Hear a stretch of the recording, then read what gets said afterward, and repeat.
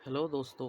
तो आज हम जो है जो इकोनॉमिक्स का है 6 चैप्टर वो पढ़ने जा रहे हैं। ठीक है, जो पीटी 365 का है। ठीक है, तो स्टार्ट करते हैं। सबसे पहले देखिए टॉपिक क्या है इसमें। कृषि जो छठा चैप्टर है, कृषि एग्रीकल्चर। तो कृषि सुधार के जो तीन जो अधिनियम पास हुए थे ना, सबसे पहले उनके बारे में दिया गया है। ठीक है, तो देखिए हाल ही में क्या हुआ, जो भारत सरकार है उसने कृषि सुधार जो क्षेत्र था उसके उद्देश्य से 3 अधिनियम पारित किए। ठीक है, जिनके खिलाफ आप दिल्ली में देख रहे हैं जैसे प्रदर्शन हो रहे, जो सरदार है जो बैठे हुए हैं यहाँ बाउंड्रीज पे, सारी जो आउटर बाउंड्री है। ठीक है, तो सबसे पहले ये तीनों को पढ़ते हैं। सबसे पहला बिल क्या है, कृषि उपज व्यापार एवं वाणिज्य अधिनियम 2020। दूसरा है मूल्य आश्वासन और कृषि सेवा पर किसान समझौता अधिनियम। तीसरा है आवश्यक वस्तु अधिनियम 2020। ठीक है, तो इन तीनों के खिलाफ जो है प्रदर्शन हो रहे हैं। तो देखिए सबसे पहले एग्रीकल्चर द ग्रेट जायंट। ठीक है, जायंट मतलब एक राक्षस, जैसे आपने उसमें भी देखा था ग्रीन हाउस गैस में सबसे ज़्यादा जो एमिशन हो रहा था गैसेस का, वो एग्रीकल्चर से हो रहा था। ठीक है, तो उसके लिए देखिए सबसे पहले इसमें क्या दे रखा है।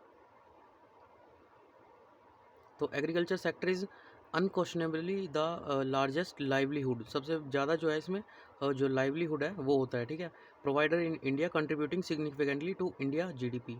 जो इंडिया की जीडीपी है सबसे ज़्यादा इसी से इसमें कंट्रीब्यूशन होता है। ठीक है, 70% ऑफ द रूरल जो हाउस होल्ड है still depends primarily on agriculture. Agriculture पर 70% जो रूरल है वो अभी भी डिपेंड करते हैं। ठीक है, जो गाँव के इलाके हैं। ठीक है, उसके अलावा 7% ऑफ द जो world agriculture output comes from India. 7% total world का आउटकम्स आता है भारत से। ठीक है, India agree export account of जो यहाँ के जो एग्रीकल्चर से एक्सपोर्ट होता है वो कितना होता है, 2.15% of the world agri trade.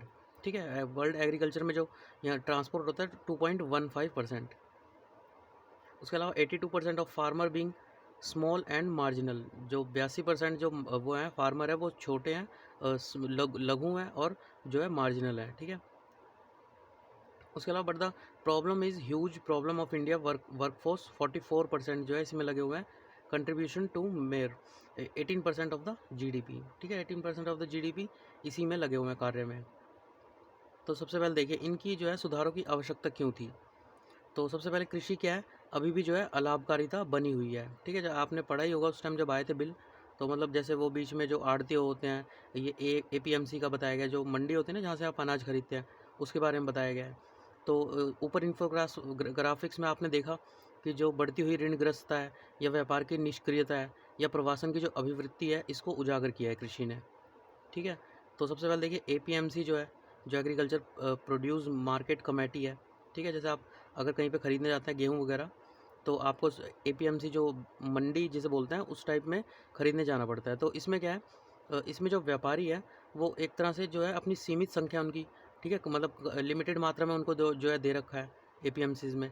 तो वो क्या करते हैं, मिलकर एक समूह बना लेते हैं। ठीक है, समूह बनाने के मान लीजिए 4 आदमी 5 आदमी ने बना लिया। उसके बाद वो प्राइस को डिसाइड कर देते हैं कि जो गेहूँ है वो हम इस रेट पे खरीदेंगे। ठीक है, अपना मतलब खुद का ही वो पर्सनल जो है एक रेट तय कर देते हैं। ठीक है, जिससे उनको बेनिफिट होता है। तो इससे प्रतिस्पर्धा भी कम होती है। उसके अलावा व्यापार कमीशन एजेंट और अन्य लोग स्वयं को जो है संघों में व्यवस्थित कर लेते हैं, तथा जो नए लोग होते हैं उनको बाज़ारों में सरलता से प्रवेश नहीं करने देते हैं। ठीक है, इसके अलावा कृषकों को जो कमीशन शुल्क या बाजार शुल्क होता है उसके रूप में अनुचित भुगतान करना पड़ता है। ठीक है, जिससे उन्हें प्राप्त होने वाले जो लाभ है वो कम हो जाता है। एपीएमसी अधिनियम की अगर बात करें तो ये विपणन गतिविधि से और अधिक लोग संस्थाओं इनके माध्यम इनको जोड़ने में सहायक नहीं रहा है। मतलब जो एपीएमसी है ये अधिक से अधिक लोगों को जोड़ने में जो है सक्षम नहीं रहा है। ठीक है, मतलब कम लोग होते हैं तो अपना खुद का रेट डिसाइड करके वो चलाते हैं। ज़्यादा लोग होंगे तो कहीं ना कहीं जो है उनको खतरा होगा जो खुद का वो रेट चला रहे। ठीक है, तो इससे ना तो खरीदार अधिक आते, ना निजी बाजार विकसित होते, ना व्यवसाय खुदरा उपभोक्ता उनको तथा जो ऑनलाइन लेन देन होता है, जो खुदरा जो उपभोक्ता होते हैं, मतलब वहाँ एपीएमसी से मंडियों से सामान खरीद के फिर आगे जो है छोटे उसमें जो है उसको बेचते हैं। ठीक है, तो साथ ही जो ये अधिनियम है प्रतिस्पर्धा को बढ़ावा देने में भी क्या है, बाधक बना हुआ है। तो देखिए पहला एक्ट क्या है, पहला एक्ट है कृषि उपज व्यापार एवं वाणिज्य संवर्धन और सुविधा अधिनियम 2020। ठीक है, तो ये पहला एक्ट पारित हुआ था। तो इसकी विशेषताएं क्या थी कि जो किसानों की उपज का व्यापार है, यह अधिनियम जो किसान हैं उनकी उपज के लिए निम्नलिखित बाजार स्थलों से बाहर अंतरा राज्य, मतलब आप जो किसान है वो अंतरा राज्य मतलब इंट्रा स्टेट, स्टेट से बाहर दूसरी स्टेट में जाके बेच सकता अपने जो उसी उपज है, और अंतर राज्य जो एक स्टेट से एक स्टेट में एक जगह से दूसरी जगह पे यहाँ पे जाके भी वो बेच सकता है। ठीक है, पहले क्या था एपीएमसी में जाके और वहीं पे बेचना पड़ता था, तो व्यापार करने की इनको अनुमति प्रदान की गई। उसके अलावा जो राज्य एपीएमसी हैं, तो जो राज्य एपीएमसीज हैं उन अधिनियम के अंतर्गत जो गठित जो बाजार समितियाँ उनके द्वारा जो संचालित मंडियाँ थी उनको एक भौतिक परिसर जो है दिया गया, और राज्य एपीएमसी अधिनियम के अंतर्गत इन्हें अधिसूचित अन्य बाजार भी दिए गए, मतलब एक से ज़्यादा बाजार में इन्हें अब जो है उपलब्ध हो सकते हैं। उसके अलावा इलेक्ट्रॉनिक जो ट्रेडिंग है, मतलब ऑनलाइन जाके आप अपना गेहूँ जो है बेच सकते हैं, गेहूँ से मतलब जो भी फसल आप उग रही है आपके पास उसको। तो यह अधिनियम निर्धारित व्यापार क्षेत्र में जो किसान है उनको अधिसूचित जो उपज है, जो उनकी उपज हुई है, ठीक है, उसके लिए इलेक्ट्रॉनिक ट्रेडिंग जो होता है उसकी अनुमति प्रदान करता है। इलेक्ट्रॉनिक उपकरणों तथा इंटरनेट के माध्यम से ऐसे जो उपज की प्रत्यक्ष या ऑनलाइन खरीद है, ठीक है, या बिक्री की सुविधा के लिए जो इलेक्ट्रॉनिक ट्रेडिंग होती है और लेन देन प्लेटफॉर्म है उसको स्थापित किया जा सकता है। ठीक है, अग्रलिखित जो इकाइयाँ हैं जो ये आगे दोनों दे रखी हैं, ऐसे प्लेटफॉर्म स्थापित हैं जहाँ और संचालित करती है, ये मतलब इनको संचालित करती है जो ये ट्रेडिंग है ना, इलेक्ट्रॉनिक ट्रेडिंग है। तो सबसे पहले आयकर अधिनियम 1961, इसके अंतर्गत स्थायी खाता संख्या या केंद्र सरकार द्वारा अधिसूचित कोई अन्य दस्तावेज रखने वाली कोई कंपनी है, साझेदारी फर्म है या पंजीकृत सोसाइटी है, तो ये तीनों जो है साझेदारी फर्म और पंजीकृत सोसाइटी ये इलेक्ट्रॉनिक जो वो है ट्रेडिंग वो कर सकती हैं। किसान उत्पादक संगठन या कृषि अगर सहकारी कोई समिति है, ठीक है, तो वो भी कर सकती है इसको लागू। उसके अलावा अगला क्या है, बाजार शुल्क की समाप्ति, जो बाजार में शुल्क देते हैं जो किसान जाके देते हैं, ऊपर हमने पढ़ा जो प्रॉब्लम्स में, तो उसकी भी जो है समाप्ति होगी। यदि किसान अपनी उपज को एपीएमसी के बाहर बेचते हैं या उसका व्यापार करते हैं तो राज्य सरकारें किसानों, व्यापारियों और इलेक्ट्रिक ट्रेडिंग जो प्लेटफॉर्म है उस पर किसी प्रकार का बाजार शुल्क या उपकर या लेवी, उपकर हमने पढ़ा था, ठीक है, जो सेस लगता है उसको आरोपित नहीं कर सकती है। ठीक है, तो ये भी किसानों के लिए बेनिफिट है। उसके अलावा जो सेकंड लॉ था मूल्य आश्वासन और कृषि सेवाओं पर किसान समझौता अधिनियम 2020, सशक्तिकरण और इनका संरक्षण। तो इसकी प्रमुख विशेषताएं क्या थी? सबसे पहले कृषि का समझौता, जो किसान और खरीदार होते हैं, तो अधिनियम किसी भी जो उपज होता है उसके उत्पादन या पशुपालन या मत्स्य पालन, इससे पहले ही जो किसान और खरीदार होते हैं उनके बीच में एक कृषि समझौता इसका प्रावधान करता है। ठीक है, मतलब पहले ही ये नहीं होगा कि बाद में जैसे खरीदार कहे कि नहीं मुझे इससे ज़्यादा पैसा चाहिए, इसके इतने रुपये लगे, ठीक है, तो पहले ही एक समझौता विकसित कर लिया जाता है। तो समझौते की जो न्यूनतम अवधि होती है वो एक फसल होती है, एक फसल मतलब जो सीजनल होते हैं 6 महीने में, तो उस समझौते की अवधि ये होती है कि आपकी फसल होगी तो आप मुझे जो है पैसा दे देना बेच बाच के जैसे भी, ठीक है। उसके अलावा एक पशुधन का एक चक्र हो सकता है, पशुधन का एक उत्पादन चक्र हो सकता है, ठीक है। तो मतलब ये ऐसे जैसे आपने कुछ भी अगर काम करा तो उसका जो फाइनल पैसा आना होता है ना, तो ये अवधि उसको डिनोट करती है, ठीक है, तभी तो पैसा लेगा खरीदार जो होगा किसानों से। इसके लिए अधिकतम जो है 5 वर्ष है, जबकि उत्पादन चक्र जो है 5 वर्ष से अधिक का ना हो, उत्पादन चक्र 5 साल से ज़्यादा का नहीं होना चाहिए। उसके अलावा कृषि उपज का मूल्य निर्धारण, तो कृषि उपज का मूल्य निर्धारण क्या है कि जो कृषि की उपज हुई है उसका मूल्य पहले से ही निर्धारित कर लिया जाए। तो समझौते में जो कृषि उपज है उसकी कीमत का उल्लेख किया जाना चाहिए, जो समझौता हुआ है एग्रीमेंट बना है उसमें उसका जो है उल्लेख होना चाहिए कृषि जो उपज है।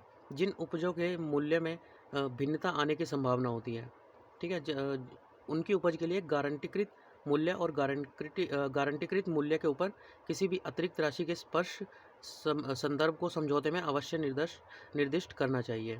ठीक है, गारंटीकृत मूल्य पहले होना चाहिए, मतलब कोई फसल है जिसकी उम्मीद है कि वहाँ पे जैसे कई एरिया कहीं पे अगर बाढ़ आनी हो, बारिश आती हो या सूखे की वजह से मतलब अनसर्टेनिटी हो उस फसल की, तो उसका पहले ही एक गारंटीकृत मूल्य होगा, मतलब कि कल वो किसान इतनी मेहनत करे और उसके हाथ में कुछ भी पैसा ना आए, वो अलग से कर्जे पे लेके पैसा और पूरी खेती वगैरह सब कुछ कर दे। ठीक है, तो इसके लिए उन्हें एक गारंटीकृत मूल्य और गारंटीकृत मूल्य के ऊपर कोई भी अतिरिक्त राशि के जो स्पष्ट संदर्भ है उसको समझौते में जो अवश्य निर्दिष्ट है वो किया जाना चाहिए। इसके अतिरिक्त अगर समझौते में मूल्य निर्धारण की प्रक्रिया का भी उल्लेख होना चाहिए कि मूल्य कैसे निर्धारित किया है। ठीक है, जो थर्ड लॉ आएगा इसका मतलब थर्ड जो अधिनियम है उसके उसमें पढ़ेंगे कि कैसे किसानों के लिए जो मूल्य निर्धारित होता है। उसके अलावा विवाद जो निपटान है,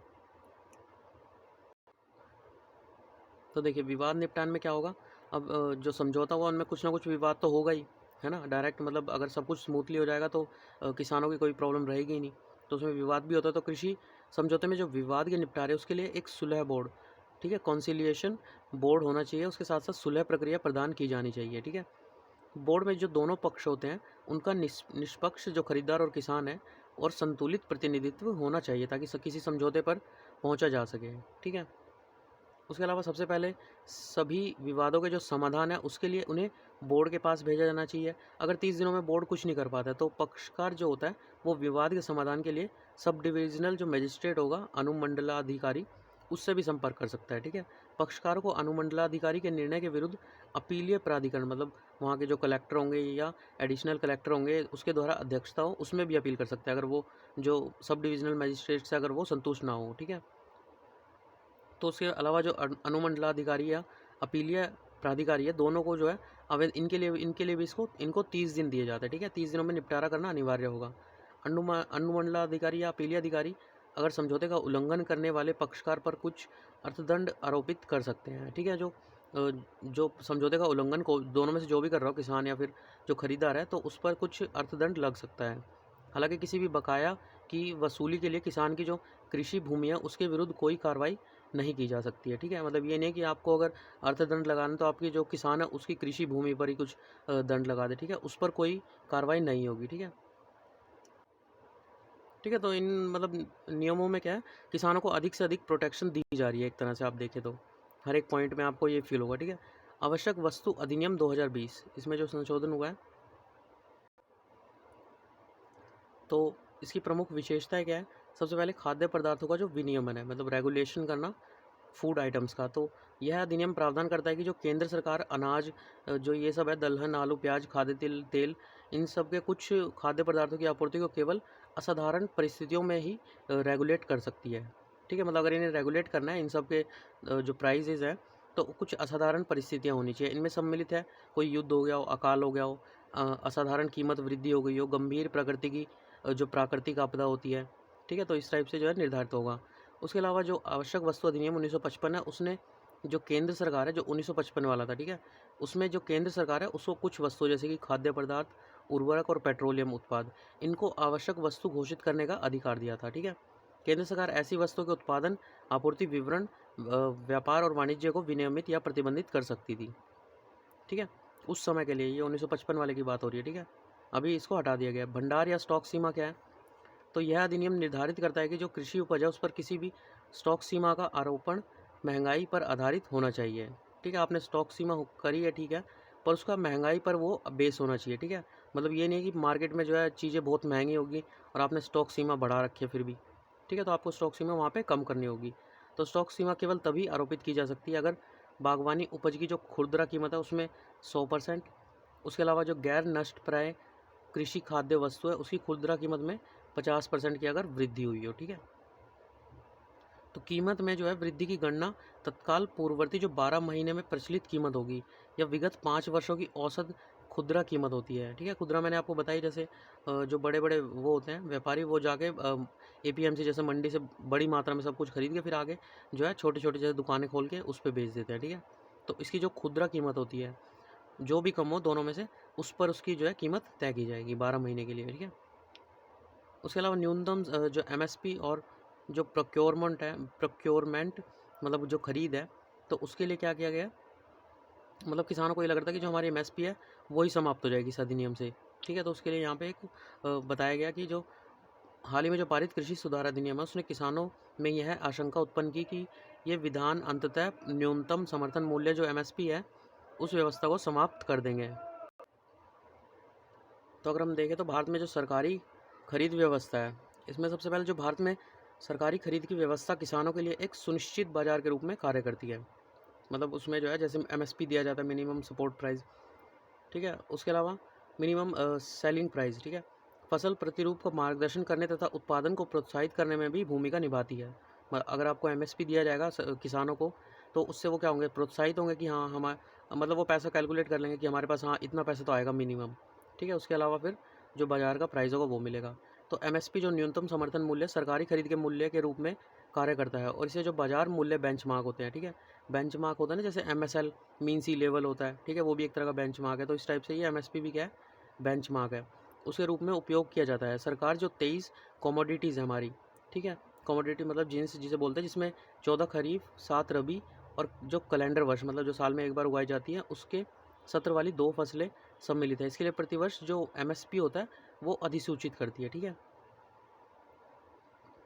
उसके अलावा सरकार इन 23 फसलों के अतिरिक्त जो गन्ना और जूट है उसके लिए उचित और लाभकारी, जिसे एफआरपी बोलते हैं ना, ठीक है, एफआरपी, इसे ध्यान रखना, फेयर एंड रिम्यूनरेटिव, ठीक है, रिम्यूनरेटिव, इसको अधिसूचित करती है, ठीक है। ये आगे भी आएगा तो इसका ध्यान रखना, आगे बता देंगे इसे क्या है ये एफआरपी।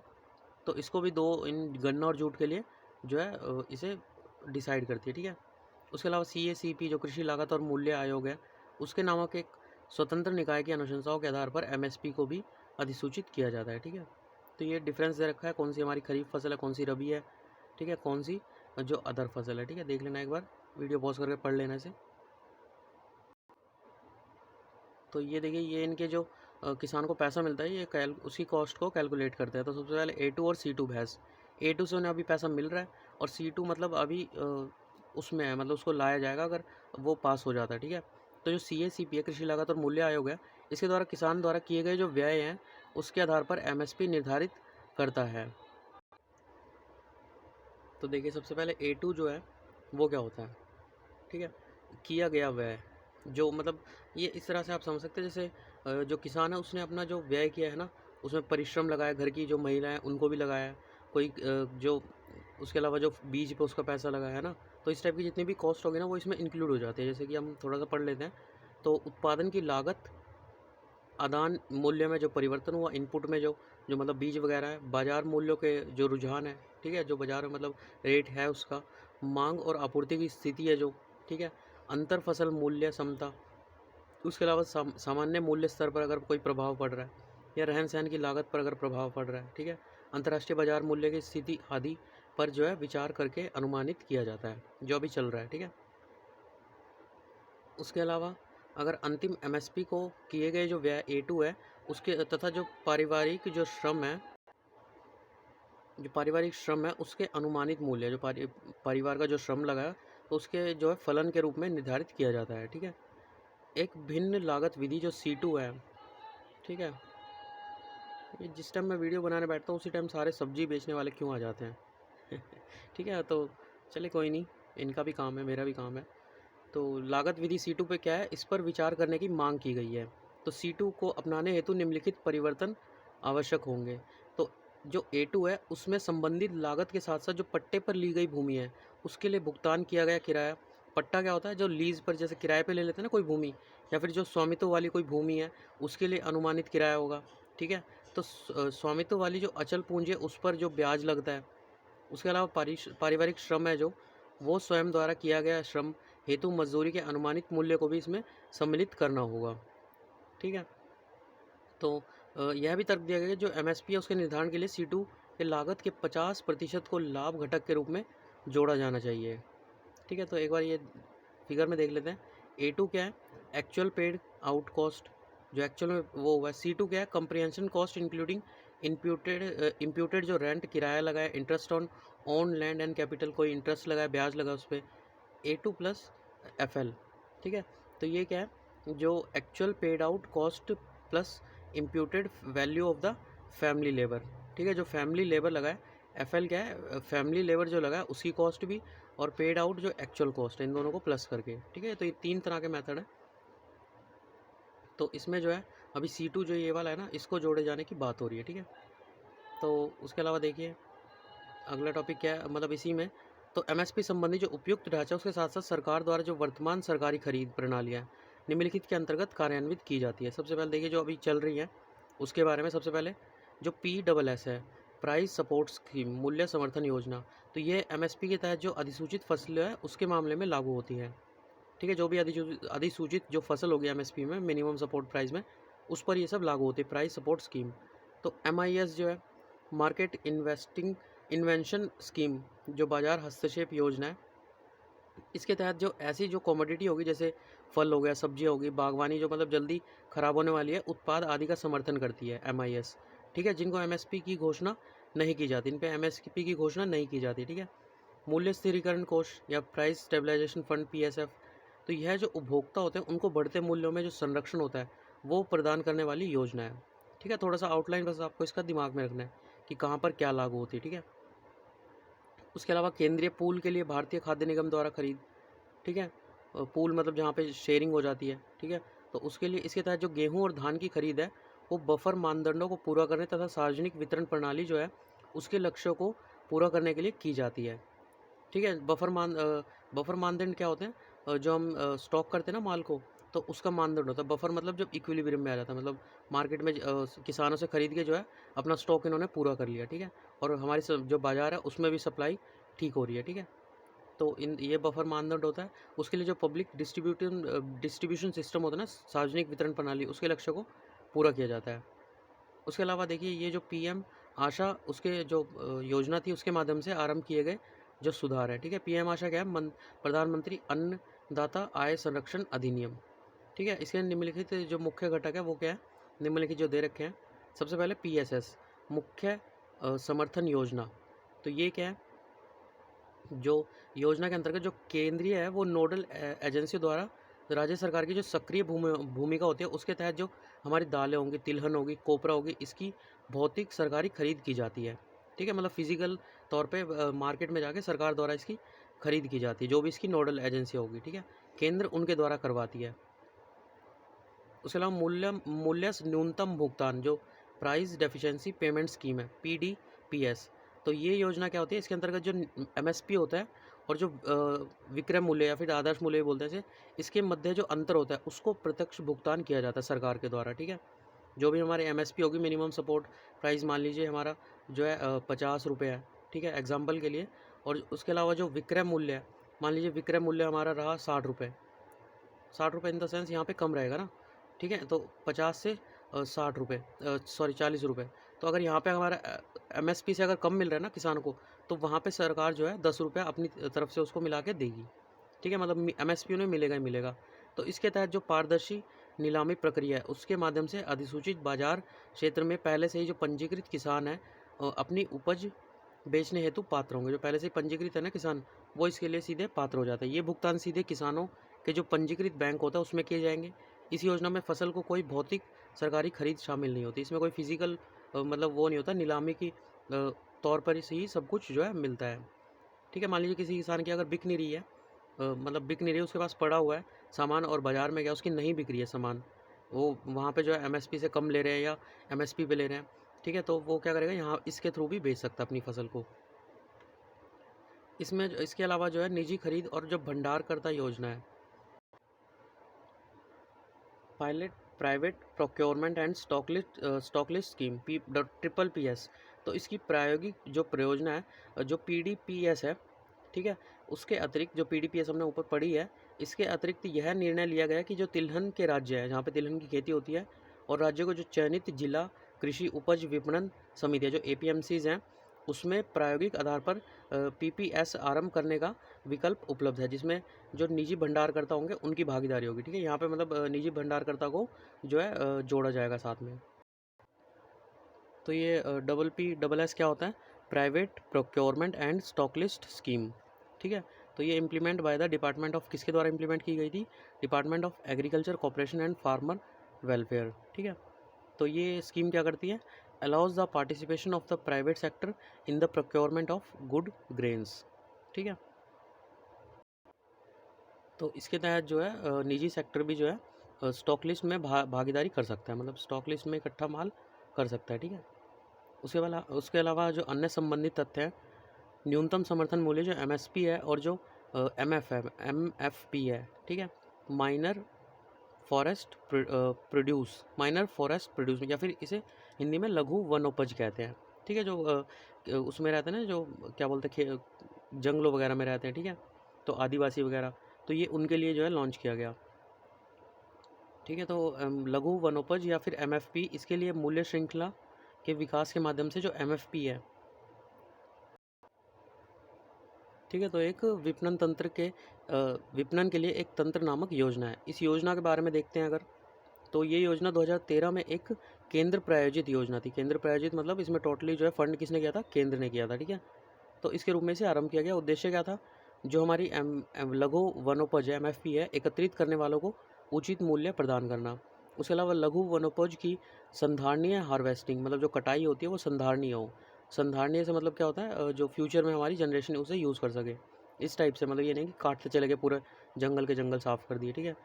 तो इससे लघु वनोपज एकत्रित करने वालों को एक विशाल सामाजिक लाभांश प्राप्त होगा, जिनसे वे अधिकांश जो है, इसमें जो है अधिकांश क्या होते हैं, आदिवासी होते हैं।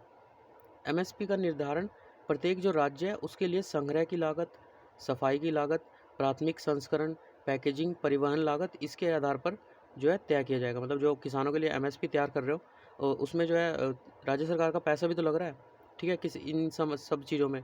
तो उसके आधार पर इसे तय किया जाता है, सफाई करवाना और प्राथमिक जो प्रसंस्करण है, ठीक है। तो उसके अलावा जो MFP है, मतलब जो ये सब है, ये राज्य सरकार अपने स्टॉक, जो माल को स्टॉक करेगी ना, ये उसकी बात हो रही है, ठीक है।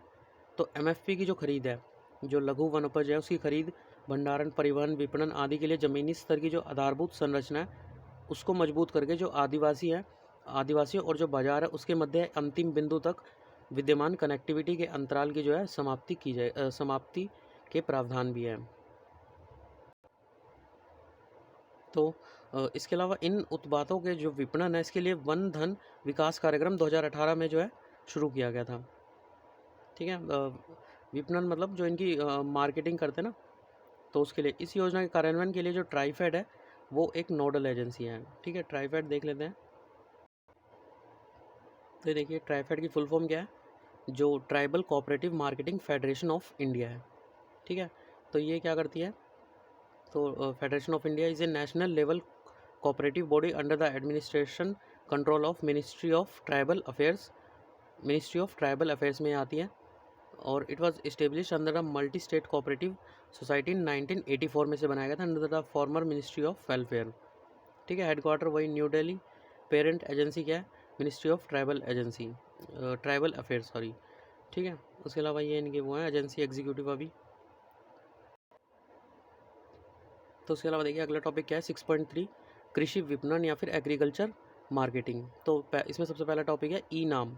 ई नाम क्या है, नेशनल एग्रीकल्चर मार्केट। NAM का फुल फॉर्म क्या है, नेशनल एग्रीकल्चर मार्केट या फिर राष्ट्रीय कृषि बाजार। तो इसके बारे में थोड़ा डाटा देख लेते हैं। तो जो ई नाम है, राष्ट्रीय कृषि बाजार प्लेटफॉर्म से जुड़ी मंडियों की संख्या में लॉकडाउन के बाद जो है 65 जो % है उसकी बढ़ोतरी देखी गई, ठीक है। यहाँ पे ई लग गया, मतलब ई क्या है, इलेक्ट्रॉनिक। तो यहाँ पे जो है लॉकडाउन की वजह से जो है सभी ने इसको प्रीफर किया, इसकी वजह से इसमें 65% की जो है बढ़ोतरी हो गई। इनाम प्लेटफॉर्म पर 177 और मंडियों से जुड़ने के लिए देश भर में कुल जो इनाम मंडियाँ है उनकी संख्या कितनी है, 962 हो गई है अब।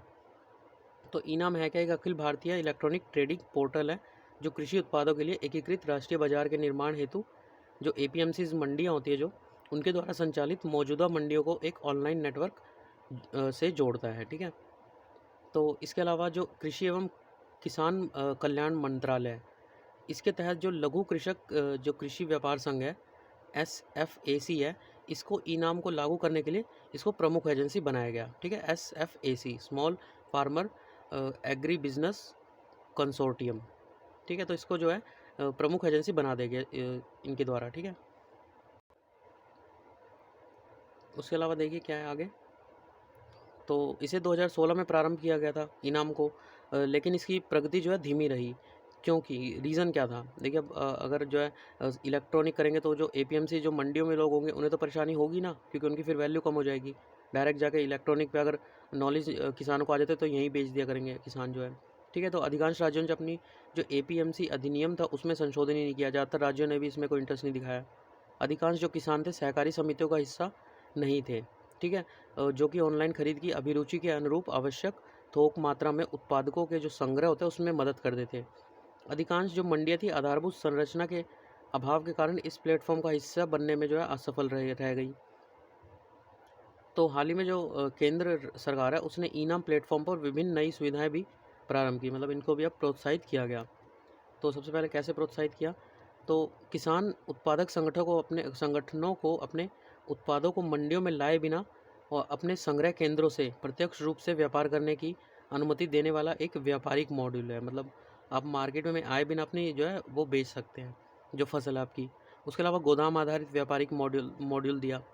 एक लॉजिस्टिक मॉड्यूल जो उपयोगकर्ता के एग्रीगेटर के माध्यम से ट्रैक करने योग्य परिवहन सुविधाओं की पेशकश करता है। ठीक है, जो लॉजिस्टिक होता है इसका क्या है, मतलब वहाँ से आपका जो है गेहूँ पैक करवाएंगे, मैं गेहूँ ही कह रहा हूँ, जो भी आपकी फसल है तो यहाँ से पैक होगा और यहाँ से यहाँ तक दूसरी जगह जो है अनलोड होगा। यहाँ लोडिंग और अनलोडिंग, लॉजिस्टिक में क्या होता है, लोडिंग अनलोडिंग दोनों हो जाते हैं। ठीक है, तो इसकी फैसिलिटी दी जाएगी। उसके अलावा ई किसान मंडी, ये क्या होता है, तो प्रथम जो ई किसान मंडी का परिचालन था वो पुणे में आरंभ किया गया था फर्स्ट टाइम। ठीक है, तो यह जो NAFED है इसकी एक राष्ट्रीय पहल थी, सॉरी इसकी एक पहल थी।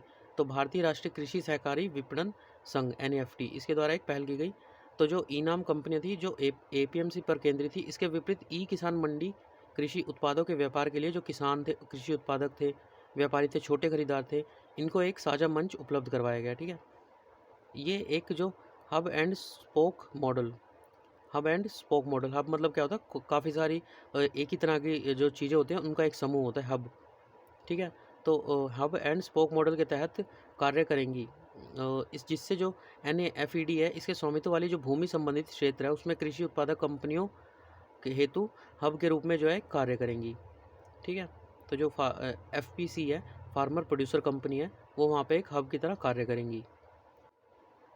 उसके अलावा देखिए अगला टॉपिक क्या है 6.3.2 किसान उत्पादक संगठन, जो फार्मर प्रोड्यूसर ऑर्गेनाइजेशन होते हैं FPOs। ठीक है, तो किसान उत्पादक संगठन के गठन और उन्हें बढ़ावा देने हेतु जो ऑपरेशनल जो गाइडलाइंस थी, दिशा निर्देश थे परिचालनात्मक, तो उनको जारी किया गया। तो सबसे पहले FPO के बारे में देख लेते हैं होता क्या है ये। तो FPO के बारे में, तो जो प्रोड्यूसर ऑर्गेनाइजेशन होता है, जो उत्पादक संगठन होगा, वो वस्तुतः प्राथमिक उत्पादकों जैसे कि हमारे कृषक हो गए, दुग्ध उत्पादक हो गए, मछुआरे हो गए, बुनकर होंगे, ग्रामीण कारीगर होंगे, शिल्पकार होंगे आदि द्वारा गठित एक विधिक इकाई है।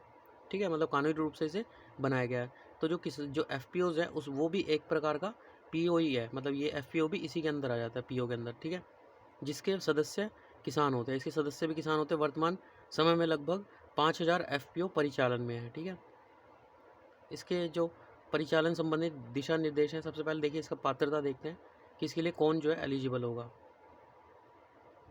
तो अगर इसके लिए FPO के लिए जो पात्रता है वो क्या है, अगर मैदानी क्षेत्र में बात करें तो न्यूनतम 300 किसानों की एक सदस्यता वाला जो FPO होगा जिसमें 300 किसान होंगे।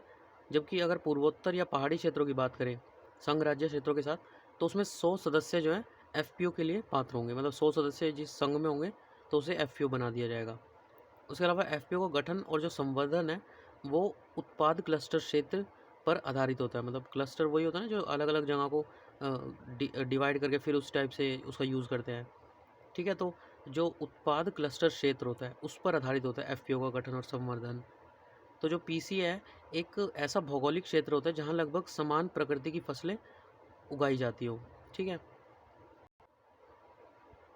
ठीक है, सेम जो प्रकृति की फसलें हैं वो उगाई जाती हैं, वो हमारा प्रोड्यूसर क्लस्टर एरिया हो जाता है। उसके अलावा परियोजना के समग्र जो मार्गदर्शन, निगरानी आदि है इसके लिए एक राष्ट्रीय परियोजना प्रबंधन agency, national project management agency, इसकी भी स्थापना की जाएगी। ठीक है, उसके अलावा अगर कार्यान्वयन एजेंसी देखें तो जो FPO उसके लिए जो एक तो ये small farmer agri business consortium, मतलब लघु कृषक कृषि व्यापार संघ, ये सारी कंपनियां क्या है इसमें कार्यान्वयन एजेंसियां रहती हैं। ठीक है, NCDC होगी और ये हमारी ये होगी और नाबार्ड होगी। ठीक है, ये तीन जो है इसमें कार्यान्वयन एजेंसियां रहेंगी। ठीक है, FPO में। तो इसके अतिरिक्त जो राज्य संघ राज्य क्षेत्र है उसकी अपनी कार्यान्वयन एजेंसियां हो सकती हैं। अगर राज्य के या संघ राज्य में बात करें तो वो अपनी अलग से भी एजेंसियां बना सकती हैं। उसके बाद इसके गठन की बात करें अगर, इसके गठन एवं उन्हें बढ़ावा देने के लिए जो राज्य क्लस्टर स्तर होता है उस पर क्लस्टर आधारित जो व्यावसायिक संगठन है उनकी स्थापना की जाएगी। ठीक है, FPO के लिए जो है वित्तीय आधार है उसको सुदृढ़ करने के लिए सरकार की ओर से इक्विटी अनुदान की व्यवस्था भी की जाएगी। ठीक है, जो केंद्रीय सरकार है उसकी तरफ से। अन्य संबंधित तथ्य देख लेते हैं। तो इसमें क्या है, तो जो हमने ऊपर पढ़ा था लघु कृषक कृषि व्यापार संघ SFAC, इसके द्वारा 2019 से 20 में शुरुआत करके 5 वर्षों के लिए जो है 10,000 FPO के गठन हेतु सहायता की जाएगी। ठीक है, 10,000 FPOs बनाए जाएंगे। ये 2019 से 20 में स्टार्ट किया गया था कार्यक्रम। ठीक है, हाल ही में जो कृषि मंत्री है जो उन्होंने SFAC इसको सरकार द्वारा लक्षित जो 10,000 जो एफपीओ है उसके गठन के लिए मदद को कहा है। मतलब ये कार्यक्रम शुरू हो चुका 1920 में, ठीक है। अब बनेंगे इसके साथ साथ धीरे धीरे। तो हाल ही में जो अनुमोदित जो formation and promotion of FPO है, मतलब इसका फॉर्मेशन करना और प्रमोट करना, इस योजना के तहत 10,000 एफपीओ को गठन किया जाएगा। मतलब अभी काम चल रहा है, जाएगा में आया ये, ठीक है। तो कार्यान्वयन एजेंसी द्वारा जो राज्य या क्लस्टर स्तर पर संलग्न क्लस्टर आधारित व्यावसायिक संगठन है, जो CBBO है, क्लस्टर बेस्ड बिजनेस ऑर्गेनाइजेशन, इनके माध्यम से इन एफपीओ को गठन और संवर्धन किया जाएगा, ठीक है। ये जो है माध्यम के रूप में इसमें यूज़ होंगे, CBBO। तो उसके अलावा जो एस्पिरेशनल डिस्ट्रिक्ट होते हैं, आकांक्षी जिले होते हैं, उसमें जो एफपीओ है उसके गठन को प्राथमिकता दी जाएगी, ठीक है। आकांक्षी जिलों के प्रत्येक ब्लॉक में कम से कम एक एफपीओ को गठन होना चाहिए, ठीक है। आकांक्षी जिले में हर एक जिला है उसमें एक तो एफपीओ होना ही चाहिए। कार्यान्वयन एजेंसी कौन सी है? वही 3 जो ऊपर थी, SFAC, राष्ट्रीय सहकारी निगम और नाबार्ड, ठीक है। देखिए आकांक्षी जिले क्या होते हैं, जिनको आकांक्षी जिला कार्यक्रम 2018 में शुरू किया गया था। इसमें जो कम विकसित जिले होते हैं ना, जो महत्वपूर्ण सामाजिक क्षेत्र में कम प्रगति जिनमें देखी जाती है और कम विकसित इलाके के तौर पर सामने आए, उनको आकांक्षी जिला कहा जाता है। इनकी रैंकिंग हर महीने करी जाती है, ठीक है। ठीक है, तो इनकी जैसे जो आकांक्षी जिलों की रैंकिंग वगैरह होती है, अगर आप मेंस का एग्ज़ाम देने जाओ तो उस समय की देख लेना किसकी रैंकिंग ऊपर चल रही है, ठीक है। तो उसमें जैसे अभी रामगढ़ की दिखा रहे थे ऊपर है, तो इस टाइप से आपको लिखने में थोड़ा सा आपको कहीं ना कहीं एज मिलेगा उससे। उसके अलावा जो कृषि जीन्स है उनका व्यापार, जो एग्रीकल्चर कमोडिटी ट्रेडिंग है उनका व्यापार। देखिए मैं अभी सोच रहा था कि इस जो ये करवा रहा हूँ मैं, इसके साथ साथ कुछ क्वेश्चंस अटैच करूँ लास्ट ईयर के, या पर इसके अलावा मैंने ये सोचा कि जो वो होता है ना 10 ईयर कह रहा हूँ, वो जो हमारे पास जो PT3 उसके जो विज़न के वो पढ़े, टेस्ट सीरीज़ पढ़े हैं, ठीक है। उसमें से मैं एक इकोनॉमिक्स की उठा के एक या दो मतलब क्वेश्चन पेपर, टेस्ट पेपर इसी चैनल पे सॉल्व करवा दूँ, ठीक है। जब ये या तो कंप्लीट होने वाले हो या अभी बीच में ही, तो उससे क्या होगा, आपने जो ये सब पढ़ा है ना, वो कहीं ना कहीं जहाँ भी स्ट्राइक करेगा उसे आपके दिमाग में वो ईजिली बैठ जाएगा, ठीक है। क्योंकि लास्ट ईयर के क्वेश्चन जो हो गए वो ये तो है कि दोबारा नहीं आएंगे, उसके आसपास के आ सकते हैं पर वो नहीं आएंगे, ठीक है। तो जो अभी करंट अफेयर के जो वो होंगे उसकी टेस्ट सीरीज़ की मैं एक दो साथ साथ बना दूँगा, ठीक है। तो उसको आप देख लीजिएगा। मैं कोशिश करूँगा कि रोज़ जो है 50-60 क्वेश्चन उसके डाल दूँ। तो इससे क्या होगा, 10-15 दिन के अंदर अंदर हमारी 500 से 700 क्वेश्चन हो जाएंगे। तो 5 या 7 हमारी जो टेस्ट सीरीज़ हो जाएंगी, तो अगर उनमें से 3 या 4 क्वेश्चन भी अगर स्ट्राइक कर गए हमारे प्रीलिम्स में तो बहुत है उसके लिए, ठीक है। तो अभी थोड़ा सा मैं ये सोच रहा हूँ एक दो PT जैसे इकनॉमी की ख़त्म हो जाए और पर्यावरण की उसके बाद स्टार्ट करूँ, ठीक है। तो देखिए अब आगे देखते हैं।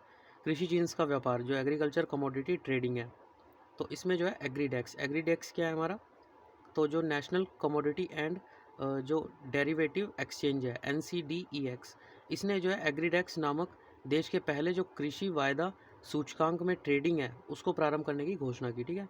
अभी वायदा सूचकांक देखेंगे आगे क्या होता है और एग्रीटेक्स के बारे में देखते हैं। तो जो NCDEX है, एग्रीटेक्स, ये भारत का पहला रिटर्न आधारित कृषि वायदा सूचकांक है, ठीक है। ये देख लेते हैं पहले वायदा जो कारोबार ये होता क्या है। देखिए जो फ्यूचर वस्तुतः, इसे फ्यूचर वस्तुतः भी बोलते हैं, व्युत्पन्न उपक्रम या फिर डेरिवेटिव इंस्ट्रूमेंट, एक प्रकार का डेरिवेटिव इंस्ट्रूमेंट होता है, ठीक है। तो इसमें क्या होता है, रुकिए थोड़ा इसको बड़ा करके देख लेते हैं। देखिए जो व्युत्पन्न या डेरिवेटिव एक ऐसा उपकरण होता है जिसका जो मूल्य एक या अधिक अंतर्निहित परिसंपत्तियों के मूल्य से प्राप्त किया जाता है। मतलब ये नहीं कि हम उसको प्राप्त करने के लिए एक ही परिसंपत्ति का यूज़ करें, एक से अधिक से भी हम उसको प्राप्त कर सकते हैं, ठीक है। जैसे कि कीमती धातु, आपको कुछ सामान लेना हो मान लो, तो आप कीमती धातु से, कोई कमोडिटी है, मुद्रा से भी, बॉन्ड से भी, स्टॉक से भी, सूचकांक, जो स्टॉक सूचकांक होता है, सूचकांक आदि को जो है इससे भी खरीद सकते हैं, ठीक है। मतलब ये नहीं कि सिर्फ पैसा ही होना चाहिए, ठीक है। तो उसके अलावा जो फॉरवर्ड, फ्यूचर, ऑप्शन, स्वैप आदि जो डेरिवेटिव है, इन उपकरणों के सामान्य उदाहरण हैं, ठीक है।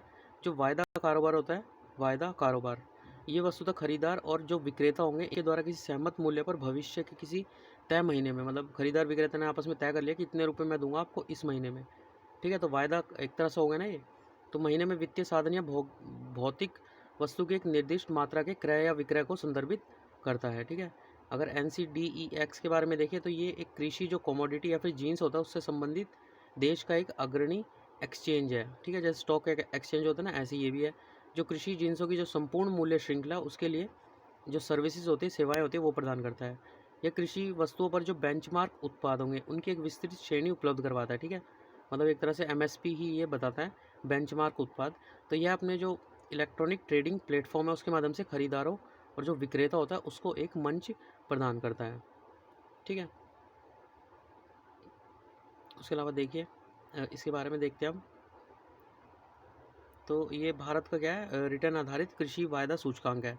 जो NCDEX प्लेटफॉर्म है उस पर कारोबार किए जाने वाले जो 10 लिक्विडिटी कोमोडिटीज़ होते हैं, जिसमें जो है खरीफ और रबी दोनों फसलें, इसके प्रदर्शन को ट्रैक करता है। मतलब ये कितना बिका, कहाँ बिका, ये सब जो है इसका डाटा रखता है, ठीक है। तो 10 लिक्विडिटी कोमोडिटी जीन्स या अनाज जिसे बोलते हैं उसके अंतर्गत जो ये कैस्टर ऑयल है, R&D का बीज, चना, धनिया, कॉटन सीड ऑयल, केक, ग्वार गम, ग्वार सीड, जीरा, सरसों का बीज, रिफाइंड सोया ऑयल और सोयाबीन, ये सब क्या इसमें सम्मिलित है। उसके अलावा विविधता सुनिश्चित करने के लिए इन जिनसों के किसी भी समूह का जो सूचकांक भार होता है वो 40% से अधिक नहीं होना चाहिए, ठीक है। ठीक है, तो इसका मतलब ये है कि जो सूचकांक भार, जैसे सूचकांक क्या होता है, एक तरह की सूची होती है। तो कोई भी जो हमारा कमोडिटी होगा ना, वो ये ना हो कि एक ही कमोडिटी हमें जो है भर दिया गया हो। विविधता सुनिश्चित मतलब अलग अलग टाइप के हो और 40% से ऊपर किसी का भी जो है अमाउंट नहीं होना चाहिए, ठीक है। तो इन उत्पादों की मूल्य प्रत्याशा के जो आधार है उस पर प्रतिभागियों को जो कमोडिटी रिस्क होता है उससे सुरक्षा प्रदान करता है, ठीक है। कमोडिटी रिस्क क्या होगा, जैसे कि जो किसी का मूल्य अगर अचानक से गिर जाए, है ना, तो इस टाइप से जो है कमोडिटी रिस्क नहीं होगा इससे। तो यह है जो हमारे सेबी होता है, security and exchange board of India, इसके द्वारा जारी जो संशोधित जो गाइडलाइंस दिशा निर्देश हैं उस पर आधारित है, जिसके तहत जो जीन्स सूचकांक है उसमें वायदा कारोबार करने की अनुमति प्रदान गई है, ठीक है। वायदा कारोबार आपने देख ही लिया अभी ऊपर क्या होता है। तो इसमें जो रियल टाइम NCDEX है एग्रीगेट, उसके मूल्यों को बनाए रखने और प्रसारित करने के लिए NCDEX द्वारा जो नेशनल स्टॉक एक्सचेंज सूचकांक है उसके साथ साझेदारी प्रारंभ की गई है, ठीक है। तो ये मतलब कहीं ना कहीं इंपॉर्टेंट हो जाता है कि स्टॉक में भी हमारा जो है एग्रीकल्चर एंट्री कर चुका है। उसके अलावा देखिए BSE ई एग्रीकल्चर मार्केट लिमिटेड, तो इसे बोलते हैं बीम। तो सबसे पहले बीम है क्या, देखिए जो यहाँ पे BSE है क्या, बॉम्बे स्टॉक एक्सचेंज, BSE ई एग्रीकल्चर मार्केट लिमिटेड, तो इसकी फुल फॉर्म है बीम। तो इसने अपनी जो सहायक कंपनी थी BSE इन्वेस्टमेंट, उसके माध्यम से कृषि जो उत्पादक थे उसके लिए इलेक्ट्रॉनिक स्पॉट प्लेटफॉर्म बीम को प्रारंभ किया, ठीक है। किसकी हेल्प से किया, BSE इन्वेस्टमेंट के माध्यम से, ठीक है। तो उसके लिए देखिए यह प्लेटफॉर्म जो है प्रधानमंत्री के दृष्टिकोण के अनुरूप जो एकल बाजार होते हैं उसके निर्माण हेतु एक राष्ट्रीय संस्थागत इलेक्ट्रॉनिक और पारदर्शी कमोडिटी स्पॉट ट्रेडिंग प्लेटफॉर्म के रूप में कार्य करेगा, ठीक है। यह प्लेटफॉर्म संपूर्ण मूल्य जो श्रृंखला है उसमें कृषि उत्पादों के स्पॉट लेन देन की सुविधा को बनाए रखने में हाजिर होगा, ठीक है। स्पॉट का मतलब क्या होता है, देखिए यहाँ पे जैसे ये दे रखा है ना, ये देखिए स्पॉट मार्केट, ये क्या होता है, इसे बोलते हैं हाजिर बाजार, ठीक है। तो इसके बारे में देख लेते हैं।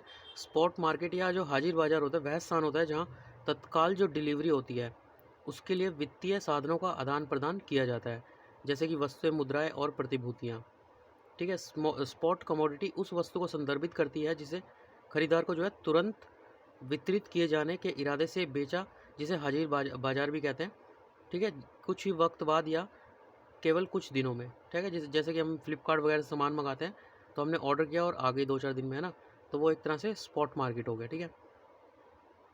तो ये प्लेटफॉर्म जो है ये हम पढ़ चुके हैं। तो यहाँ से देखते हैं, यह प्लेटफॉर्म अत्याधुनिक प्रौद्योगिकी की सहायता से जो किसान, व्यापारी और जो हितधारक होते हैं उसको अनुकूलित समाधान प्रदान, विभिन्न कृषि जो उत्पाद होते हैं उनका जोखिम मुक्त और जो बाधा रहित खरीद है तथा बिक्री की जो सुविधा है वो प्रदान करते हैं, ठीक है।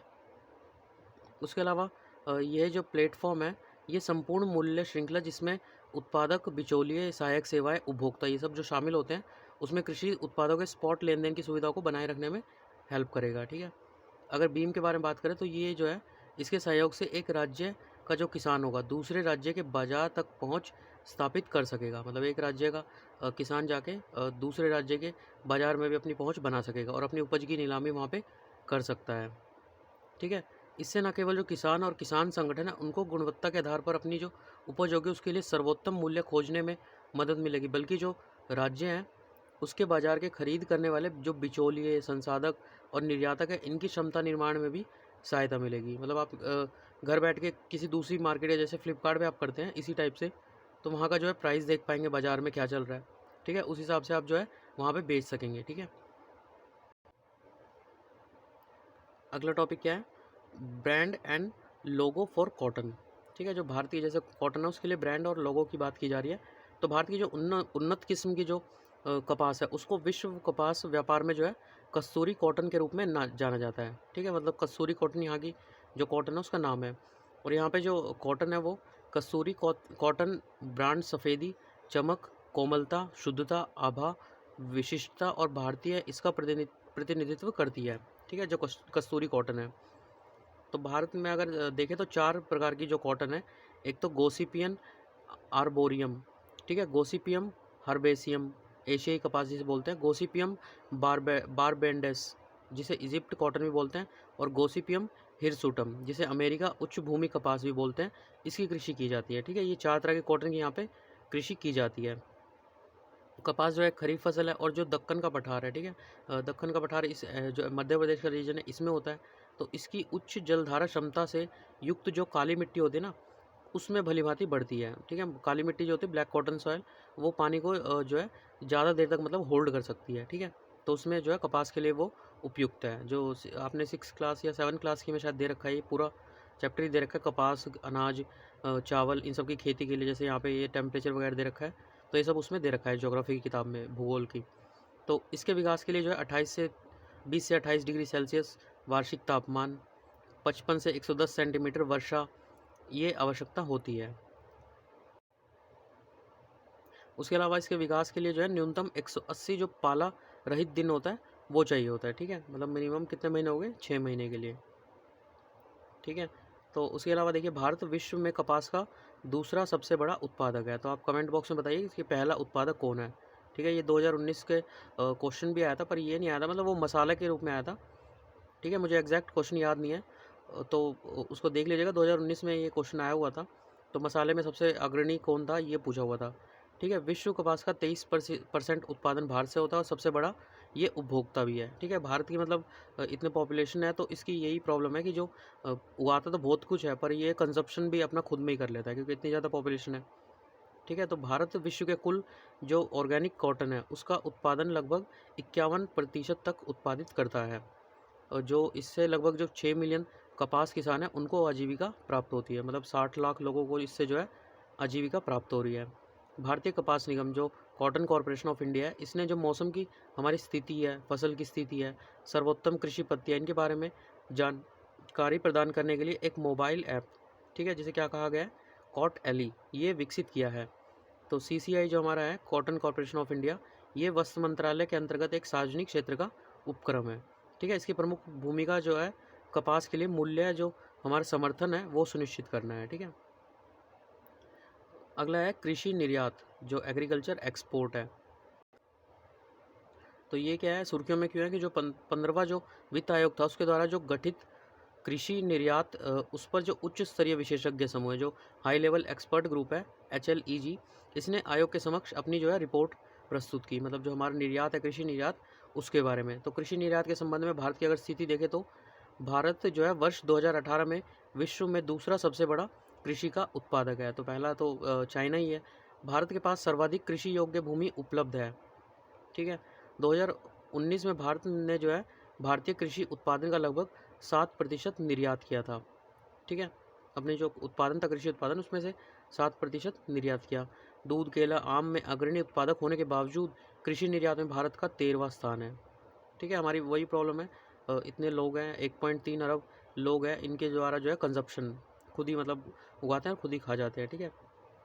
तो 2009 से 11 के मध्य जो हुई प्रभावशाली वृद्धि थी, इसकी अपेक्षा 2013 से 18 के मध्य जो है ये गति धीमी रही। निर्यात 10% जो हमारा CAGR है, चक्रीय वार्षिक वृद्धि दर है, उस तक कम हो गया है, ठीक है। इसका कारण क्या है, वैश्विक प्रणाली में जो है गिरावट, और जो वर्ष 2015-16 14-15-16 है, इसमें लगातार होने वाला एक जो सूखा था, ठीक है।